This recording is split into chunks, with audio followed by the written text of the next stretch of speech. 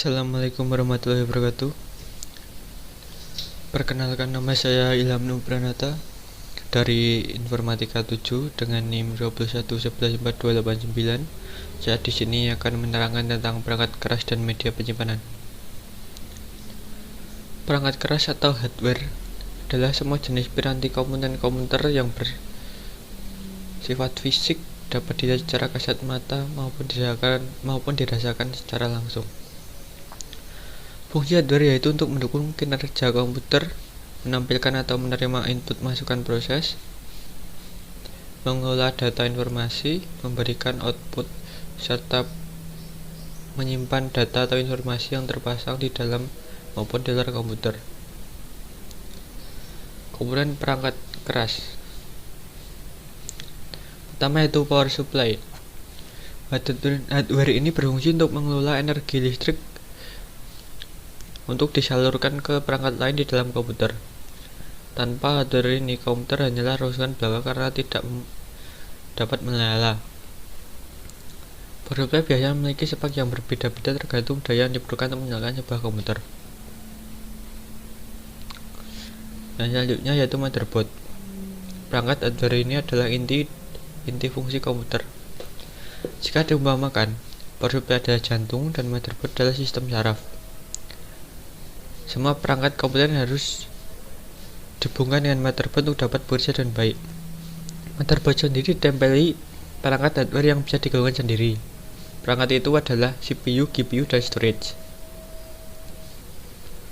Ketiga, CPU atau prosesor. CPU sering disebut prosesor. Jika motherboard adalah saraf, CPU adalah otaknya. Motherboard hanya mengirim sinyal ke CPU agar dapat diproses. Semua data dan fungsi komputer bekerja dengan kemampuan komputasi dari hardware ini. Selanjutnya itu GPU atau Video Card.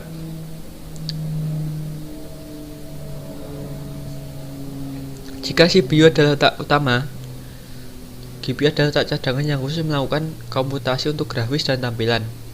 Hardware ini yang bertanggung jawab untuk membuat komputer terlihat berjalan dengan lancar. Banyak program yang hanya bisa bekerja dengan kemampuan proses grafis tinggi. RAM atau Random Access Memory. RAM adalah tempat penyimpanan sementara pada komputer yang isinya dapat diakses dalam waktu yang tetap. Tidak mempedulikan letak data tersebut dalam komputer. Jadi RAM ini hanya sebagai penyimpanan sementara saat menggunakan komputer maupun software tertentu agar dapat diproses dengan cepat. RAM bersifat volatil, artinya membutuhkan aliran listrik. Berbeda dengan media penyimpanan lainnya seperti flash disk dan hard disk atau CD/DVD yang bersifat non-volatil. Jadi RAM bekerja saat komputer dalam keadaan hidup saja. Selanjutnya itu ROM atau Read Only Memory. ROM adalah media penyimpanan yang bersifat non-volatil, dapat bekerja tanpa dihubungkan langsung secara listrik, dan bersifat hanya dapat dibaca. ROM biasanya digunakan untuk chip BIOS ataupun firmware. Selanjutnya hard disk atau HDD. Hard disk adalah media penyimpanan non-volatil. Data tidak akan hilang bila listrik mati, yang digunakan untuk menyimpan data sistem operasi dan data pengguna dalam bentuk piringan digital. HDD memungkinkan untuk membagi lokasi penyimpanan berdasarkan partisi, misalnya partisi C untuk sistem operasi, software, game, dan partisi D untuk file pengguna seperti musik, video, dokumen, dan lain-lain. SSD atau Solid State Drive. SSD adalah media penyimpanan non-volatil dengan teknologi NAND flash yang digunakan sebagai pengganti SHDD. Teknologi NAND flash yang menghentikan piringan digital menyebabkan SSD menjadi lebih cepat dan lebih kuat dan juga lebih hemat listrik. Monitor adalah perangkat output yang digunakan untuk menampilkan hasil proses data dari VGA. Data yang ditampilkan berupa video maupun tampilan layar. Speaker adalah perangkat output yang digunakan untuk menghasilkan pemrosesan kartu suara mau berupa suara. Printer adalah perangkat output yang digunakan mencetak pada kertas.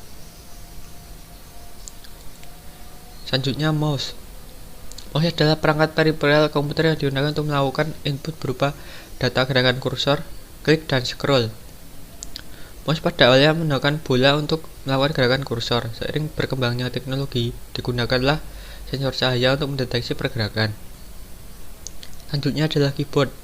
Keyboard adalah perangkat utama sebuah sistem komputer yang terdiri dari tombol-tombol untuk mengoperasikan komputer. Keyboard dapat digunakan untuk melakukan input data secara menyeluruh pada sistem komputer.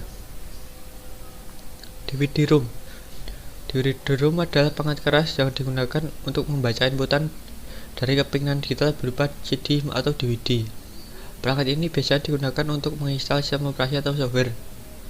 Terdapat beberapa jenis DVD-ROM, yaitu DVD-ROM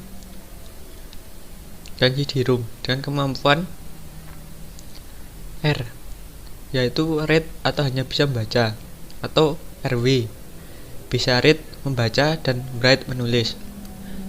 Sekarang beberapa jenis komputer jinjing atau laptop tidak menyediakan ROM drive sehingga instalasi operasi digunakan dengan flash disk bootable.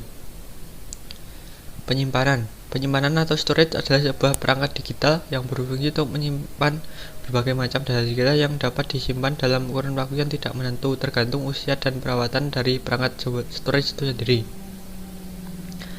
Saat ini perangkat storage terus dilakukan pengembangan baik secara jenis perangkatnya maupun inovasi dan ukurannya. Perangkat storage sendiri terbagi menjadi dua bagian, yaitu primary storage dan secondary storage. Keduanya merupakan jenis yang berbeda namun memiliki fungsi yang sama untuk menyediakan penyimpanan. Primary storage. Penyimpanan primer atau primary storage adalah sebuah media penyimpanan yang berfungsi untuk menyimpan data sementara. Primary storage membutuhkan aliran listrik untuk menyimpan data atau volatil. Primary storage biasanya memiliki kecepatan akses yang lebih cepat daripada secondary storage. Tapi primary storage hanya memiliki kapasitas yang terbatas dan cenderung lebih kecil daripada secondary storage. Primary storage digunakan oleh CPU atau prosesor untuk mengimbanginya dalam mengolah data, karena kecepatan dari CPU itu tidak bisa dilayani oleh perangkat penyimpanan seperti secondary storage, sehingga membutuhkan perangkat penyimpanan digital yang mampu melayani proses dari CPU. Contoh primary storage adalah RAM dan ROM. Secondary storage. Jika pengertian storage pada jenis primary bukan penyimpanan sementara, maka pada secondary storage adalah kebalikannya. Secondary storage adalah media penyimpanan data secara permanen yang disimpan untuk melayani pemrosesan data yang dilakukan oleh CPU. Kenapa disebut permanen? Karena secondary storage bersifat non-volatil. Ini sama sekali tidak tergantung pada listrik seperti primary. Ketika listrik padam, maka data yang disimpan dalam secondary storage akan tetap ada dan dapat diakses ketika listrik menyala. Namun berbeda dengan primary yang bersifat volatil, ketika listrik padam, maka data yang tersimpan di dalam akan terhapus. Contoh perangkat secondary storage adalah HDD, SSD, disket, CD atau DVD. Perbedaan SSD dan HDD. Perbedaan paling utama dari keduanya adalah mekanisme dari masing-masing komponen untuk menjalankan fungsinya, yang sama-sama digunakan untuk kebutuhan menyimpan data secara permanen dan bukan hanya sementara layaknya pada memori atau RAM. Hard disk drive atau HDD menggunakan komponen mekanikal, yaitu kepala elektromagnetis yang beroperasi pada saat digunakan dengan cara menempel pada cakram disk besar yang berputar dengan cepat. Itu sebabnya Anda sering mendengar HDD mengeluarkan suara gesekan pada saat komponen tersebut bekerja. Sementara solid state drive atau SSD tidak demikian, karena tidak menggunakan prosedur mekanikal melainkan menggunakan chip semikonduktor yang serupa dengan RAM.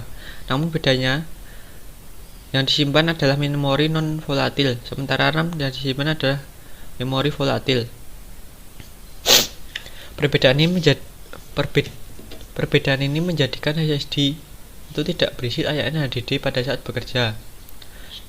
dan juga memiliki proses read dan write jauh lebih cepat, sehingga kita juga secara umum akan lebih cepat dalam mengakses, membuka, dan mengedit ataupun menyimpan file.